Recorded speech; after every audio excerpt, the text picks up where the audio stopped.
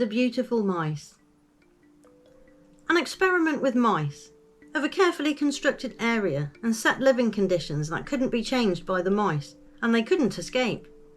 They were beholden to the experiment, and it ran its course, as it was meant to, repeatedly, and the results came back the same. Universe 25, the behavioural sink, created a series of rat utopias, enclosed spaces in which rats were given unlimited access to food and water, enabling unfettered population growth. From Wiki. There is much more to it, and I suggest you read through. And as you know, I have written other articles about animal and people experiments, In a Maze, An Experiment But a Big One, and Memory, as well as the odd crazy idea or two like changing into what exactly.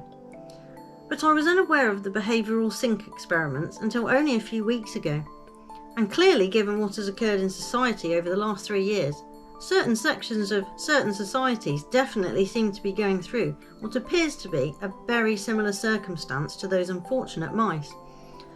Fully engineered to be that way, of course, as we see with the current human counterparts. In his most famous experiment in the series, Universe 25, population peaked at 2,200 mice and thereafter exhibited a variety of abnormal, often destructive behaviours, including refusal to engage in courtship, females abandoning their young, and homosexuality. Now, you can make of that what you will, but it does go some way to answer some of my questions about nature v nurture, and of environmental causes being the root of certain social and behavioural changes in people and animals. Unfortunately, I am unsure of when we were ever normal, if we were, and to know when there was ever a time people weren't messing around with things and influencing the outcome somewhat, tinkering and tailoring to requirement. And at this point, I suddenly think of one of my favourite books as a child, Mrs. Frisby and the Rats of Nim, and the film of it, The Secret of Nim, which of course is about a group of mice and rats who escape a lab and an experiment, which upon looking it up again, it appears that it was written in reference to those very experiments that Calhoun was running. And I hadn't even realised what NIM stands for. Shaking head at my own stupidity here. As it stands for National Institute of Mental Health.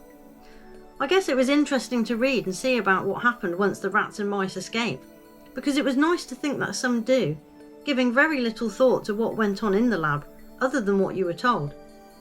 But we have had our own version along the way, just bigger labs and more subjects and studies by the whitecoats.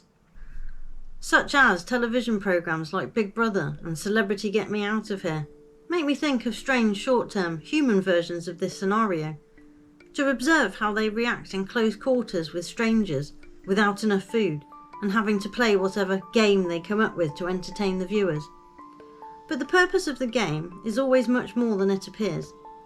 They will have also observed people within military and penal settings for this behaviour, knowing how much is enough, or too much, and steering the mood and mentality where they want it to go.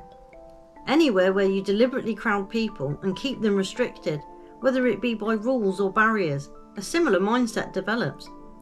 Boarding schools also spring to mind here, and tower blocks, regimented, ordered, and making sure you get limited privacy. I used to wonder why they built houses so close together, why they planned them with windows facing each other, and in a way that made it appear to be about community and ease of services to each location, but it wasn't really. Just as these 15-minute towns and cities aren't, it appears to be about continuing to condition people to be mentally prepared to be physically herded into safe zones, and to only rely on a central point to advise you, guide you, and look after you. But really, I now see society and all the new ideas being rolled out as an extension of Universe 25, but for people. And they know what happens when you put in too many, and just stop feeding them. They will either feed you to death, or then take it away and watch the mayhem ensue, which results in destruction either way, turning instinct into a self-destructive force if it isn't allowed to follow a natural course. We have ended up being in a zoo either way, just currently it appears to be an open one. For now.